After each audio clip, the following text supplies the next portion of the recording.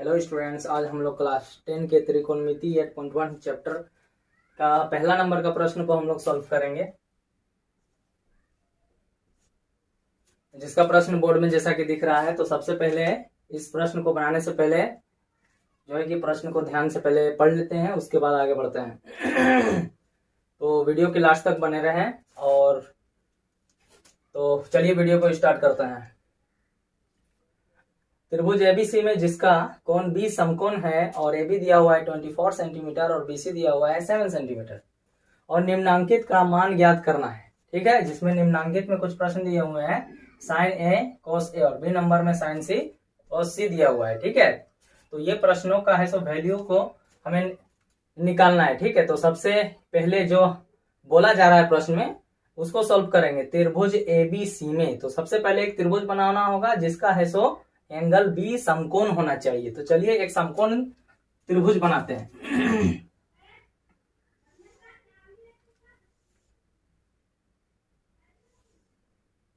तो यह बन गया हमारा समकोण त्रिभुज। ठीक है, जिसका एंगल बी समकोण होना चाहिए, यानी कि ये जो लाइन स्ट्रेट होता है, सीधा होता है, वो 90 डिग्री का एंगल बनाता है और इसी की वजह से इस त्रिभुज को बोलते हैं समकोण त्रिभुज, जिसको बी लेने के लिए बोला गया है। तो बाकी का हो जाएगा ए बी और ये सी हो जाएगा।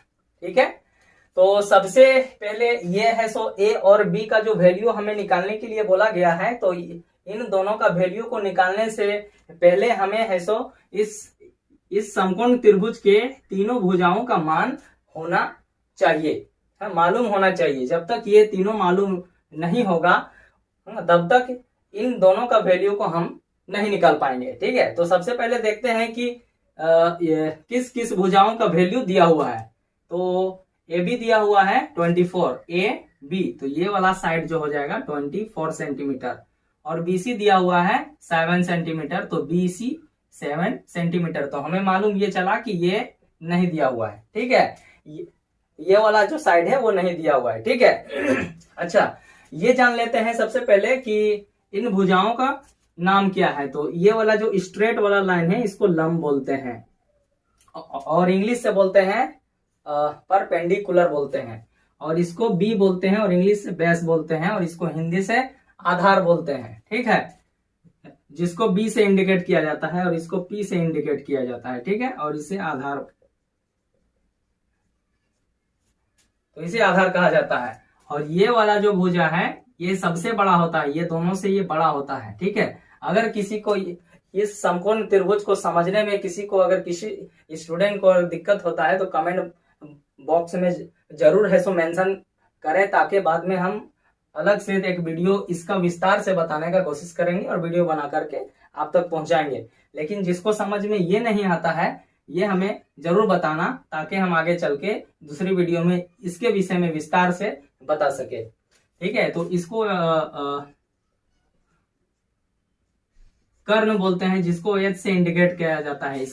इसको इंग्लिश में बोलते हैं हाइपोटेन्यूज। ठीक है, तो सबसे पहले अब यहाँ पे हम लोग को मालूम ये चला कि P मालूम है, B मालूम है, H मालूम नहीं है। तो सबसे पहले हमें H, जैसा कि अभी बताया कि A और B का इस दोनों प्रश्नों का मान निकालने के लिए हम लोगों को इस समकोण त्रिभुज के तीनों भुजाओं का वैल्यू मालूम होना चाहिए। उसके बाद ही हम लोग इसका वैल्यू निकाल पाएंगे। तो जैसा कि प्रश्न में दिया हुआ है उसके अनुसार हमें P दिया हुआ है और B दिया हुआ है, H नहीं दिया हुआ है। तो सबसे पहले H को निकालेंगे। तो चलिए ये H को निकालते हैं। तो इसको हम लोग दो तरीके से बना सकते हैं। ये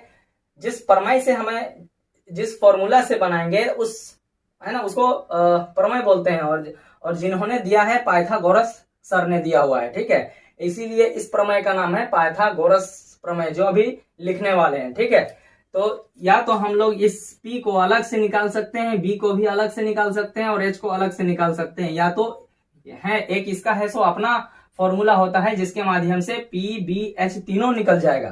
तो ये हम बाद में दूसरी वीडियो में आपको अच्छे से समझा देंगे।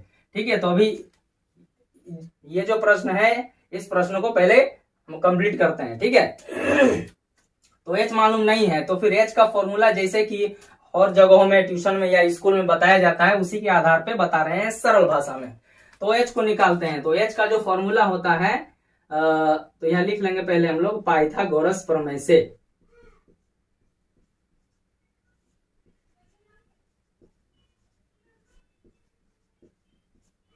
क्या हो गया? अब पाइथागोरस जो प्रमेय है उस प्रमेय को लिखेंगे जिसमें हम लोग को एच का फॉर्मूला लिखेंगे। तो एच का फॉर्मूला होता है H is equal to root under P का स्क्वायर प्लस बी का स्क्वायर। अब इसमें जो जो वैल्यू दिया हुआ है पी और बी का, चूंकि मतलब देखिए एच मालूम नहीं है इसीलिए ये मतलब एच का फॉर्मूला लगा रहे हैं। पी मालूम नहीं होता तो पी का फॉर्मूला लगाते, बी नहीं मालूम था तो बी का फॉर्मूला लगाते हैं। तो अभी हम लोगों को एच मालूम नहीं है तो एच का फॉर्मूला लगाया हुआ है, ठीक है। अब यहाँ पे हम लोग H is equal to root under P का स्क्वायर, पी कितना दिया हुआ है, पी यानी कि ए बी, पी यानी ए बी, तो पी कितना दिया हुआ है 24 सेंटीमीटर, और पी में स्क्वायर लगा हुआ है इसीलिए 24 में स्क्वायर लगा देंगे, प्लस बी का स्क्वायर, बी कितना दिया हुआ है 7, और बी में स्क्वायर है इसीलिए इसका वैल्यू में स्क्वायर लगा देंगे, ठीक है। अब आगे चलते हैं, है ना। तो ये बार बार लिखने की जरूरत नहीं है, बस एक बार लिख दो और लास्ट में लिख दोगे तो बात है ना, तो कोई दिक्कत नहीं है।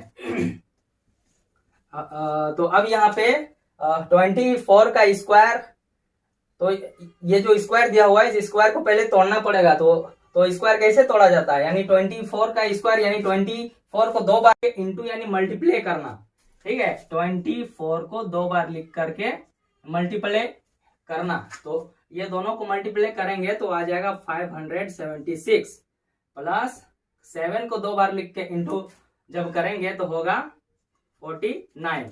ओके, ये हमारा स्क्वायर टूट गया, ठीक है। अब ये दोनों को जोड़ देंगे, है ना, चूंकि प्लस है यानी जोड़ेंगे। तो जोड़ने के बाद हमें प्राप्त होगा 625, ठीक है। तो ये लास्ट स्टेज आ गया है। अब इसको हम लोग क्या करेंगे, 625 को वर्गमूल निकालेंगे। यहाँ रूट हटाने का विधि वर्गमूल, 625 का वर्गमूल जो हम लोग को मिल गया वो 25 मिल गया। ये h का वैल्यू निकल आया जिसको बोलते हैं कर्ण, ये मालूम नहीं था, ये निकल गया 25 सेंटीमीटर। ये बाद में लिखना है ना, ये लिखा हुआ है बाद में लिखा हुआ है, यहाँ से निकलने के बाद लिख दिए, ठीक है। कोई दिक्कत नहीं, समझने में दिक्कत नहीं होगी, ठीक है। तो चलो इसके बाद ये तीनों भुजा हमें मालूम चल गया।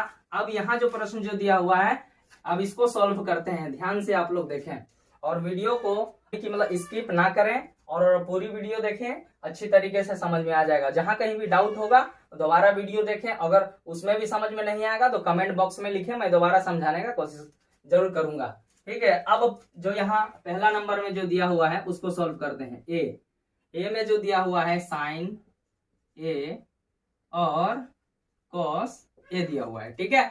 अब इसको ध्यान से समझने की जरूरत है। आखिरकार साइन ए कॉस ए दिया हुआ है, फिर दूसरा नंबर में साइन सी दिया हुआ है, कॉस सी दिया हुआ है, ये मामला समझ में नहीं आया। यहाँ पे ए है यहाँ सी है, तो कैसे बनाएंगे, तो लॉजिक बहुत ही आसान है। मतलब कि अगर साइन ए बोलेगा तो यहाँ देखना है ए को, है ना, कि ए तरफ से देखने के लिए बोल रहा है, यानी कि मतलब साइन ए बोलेगा तो यहाँ देखना है, और ए तरफ से बोलेगा और यहाँ पे अगर ए रहेगा तो ये पी जो यहाँ पे है ये पी ये बन जाएगा, और ये बी जो है वो ये बी बन जाएगा, ठीक है। यानी ये दोनों भुजाओं को मन में पलट देना है, ठीक है। बस इतना ही सा काम है। ये जो पी है इसको बी समझ लेना है और ये बी है उसको पी समझ लेना है। और जब हम लोग सी तरफ से देखेंगे, जब हम लोग बी नंबर में जाएंगे सी वाला में, तो सी तो मेरा यहाँ है, तो सी जब यहाँ है तो बी नंबर वाला जब बनाएंगे उस वक्त बी नंबर जब बनाएंगे साइन सी और सी, ठीक है। जब हम लोग सी नंबर को जब साइन सी वाला बनाएंगे दूसरा नंबर में तो हम लोग को सी यहाँ पे है, यहाँ तो नहीं है, तो यहाँ पे रहेगा, और यहाँ से बनाने के लिए बोलेगा तो पी मेरा ज्यों का त्यों बी मेरा ज्यों का त्यों जो है वही होगा, वही मान लेके चलना है। बात समझ में आ रही है ना। अच्छा, उसके बाद जब यहाँ से बोलेगा तो बस ये दोनों भुजाओं को पलट देना है, बहुत इजी है। ये पी है तो बी बन जाएगा और ये बी है तो पी बन जाएगा, बहुत इजी है, समझने की जरूरत है, ठीक है। तो साइन ए बोला है तो साइन का जो फॉर्मूला होता है वो P बटा H होता है, ठीक है। जैसा कि आप लोग को याद होगा, अगर याद नहीं होगा तो हमें जरूर बताना, मैं इसके विषय में भी फिर बाद में दूसरी वीडियो में बताऊंगा, ठीक है। तो P बटा H, तो मेरा जनरली जो अभी P मेरा ये है, ठीक है। लेकिन बोला है क्या कि साइन ए बोला है, यानी यहाँ से, तो यहाँ से देखने के लिए जब बोलेगा यहां से बनाने के लिए जब वो बोलेगा तो हमने बताया कि P जो है वो ये बन जाएगा, ये P है ना, इसको ले लेना है P, और ये P है तो ये B हो जाएगा, ये B यहाँ चला जाएगा, और ये जो P है वो इसको ले लेना है। ठीक है, तो मेरा P बटा H, तो P का वैल्यू मतलब एक्चुअली ये है, लेकिन ये तरफ से बनाने बोला है तो P इसको मान लेंगे 7 बाय, और H का वैल्यू जो अभी अभी निकाले हैं 25। ठीक है, ये है 101 का निकल गया। उसके बाद cos A का हम लोग बनाएंगे तो इसका फॉर्मूला होता है B बाय H होता है। चलो अब B को बनाते हैं, क्योंकि इसमें भी A तरफ से बनाने बोला है, A तरफ से बोला है ना, cos A, जैसा कि प्रश्न में दिख रहा है cos A, तो मतलब A तरफ से बनाने के लिए बोला है। तो जैसा कि बताया ये P है, B बन गया, अब B जो है वो P बन गया, ध्यान से समझिए। उसके बाद ये B बन गया ना, तो B का वैल्यू मतलब एक्चुअली अगर देखें तो ये है, लेकिन ये तरफ से बनाने बोला तो B का मान इसको ले लेंगे, पलट देंगे इसको जब यहां से बोलेगा। ठीक है, तो B का वैल्यू मेरा हो जाएगा 24 बाय, और B बाय मतलब H है, तो H का वैल्यू जो आ गया है मेरा 25, ये बन गया, रेडी। अब दूसरे नंबर में जाते हैं B को, है ना, मतलब एक का आंसर आ गया। अब B नंबर में जाते हैं, तो B नंबर में बोलता है क्या, साइन C cos C। तो अब बोला है कि साइन C से बनाइए, किधर से, साइन C से बनाने के लिए बोला, तो साइन C से बनाएंगे, तो C किधर है, इधर है, यानी इधर जनरल है, यहाँ चेंज, जब यहां से बनाने बोलेगा ना तो चेंज करने का जरूरत नहीं है। मेरा जो ये P है वो P ही रहेगा, B है तो B ही रहेगा, चेंज नहीं करना। जब है सो ये तरफ से बोलेगा बनाने के लिए, तब ये दोनों को पलट देना है, बस वैल्यू को पलटना है, वैल्यू को, है ना, बस जैसे P मेरा ये बन जाएगा, B मेरा ये बन जाएगा। लेकिन जब है सो C तरफ से यानी नीचे से बोलेगा बनाने के लिए, तो मेरा जो कहते हैं P का P, B का B, H का H। तो अब आगे चलते हैं, तो ये दोनों को पलट देना है जब ये तरफ से बोलेगा तो। ठीक है, अब आगे चलते हैं, तो साइन C, साइन का फॉर्मूला होता है P बाय H होता है ना, तो P का फॉर्मूला मेरा ये है ना, साइन C का फॉर्मूला होता है P बाय H, तो फिर P का जो मान है वो 24 है, तो लिख देंगे 24, और नीचे H है तो H का वैल्यू आया है 25 का 25, एक का आ गया। अब चलते हैं इसमें, cos का फॉर्मूला होता है B बाय H होता है। ओके, तो B का फॉर्मूला जो यहाँ B है, B का वैल्यू जो है वो 7 है ना, तो 7 लिखेंगे, और H का मान जो 25 है वो 25, ये आंसर हो गया। ठीक है, बस इतना याद रखें कि जब ये तरफ से बोलेगा बनाने के लिए तो मेरा ये P है वो B बन जाएगा, और ये B जो है वो P बन जाएगा। और C तरफ से बनाने के लिए बोलेगा, जैसा कि B नंबर में C तरफ से बनाने बोला है, तो मतलब इसमें बदलने का जरूरत नहीं है। ठीक है, ये P का P रहेगा, B का B रहेगा, जो कहते हैं रहेगा, तो ये है सो बन, है ना, तो आंसर आ चुका है। अब आप लोगों को वीडियो अगर पसंद आई है तो जरूर लाइक कीजिए, सब्सक्राइब कीजिए। उसके बाद है सो अपने दोस्तों में, भाइयों में, बहनों में जो है सो मैट्रिक में पढ़ रहे हैं, जिसको प्रॉब्लम है ना, वो सारे जगहों में शेयर कीजिए। Thank you.